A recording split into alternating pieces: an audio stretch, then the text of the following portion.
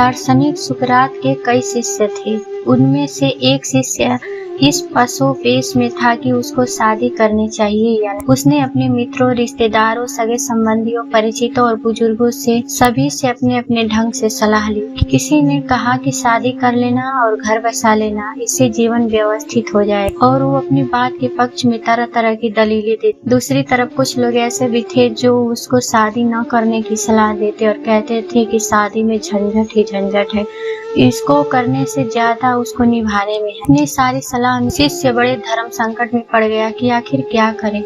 आखिरकार उसने अपने गुरु से सलाह लेने का निश्चय किया। शिष्य का सोचना था कि गुरु ही सही सलाह दे सकते हैं, क्योंकि खुद का पारिवारिक जीवन बड़ा कष्टकारी था, इसलिए वह ज्यादा व्यवहारिक और सही सलाह दे सकते हैं।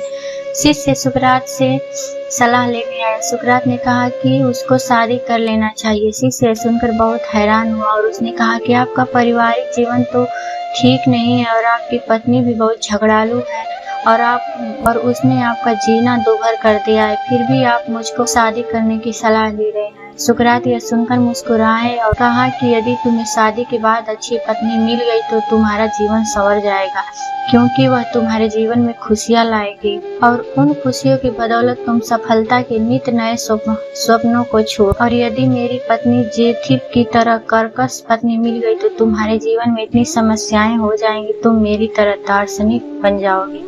यानी कुल मिलाकर शादी किसी भी तरह से घाटे का सौदा। कहानी अच्छी लगी तो लाइक सब्सक्राइब जरूर।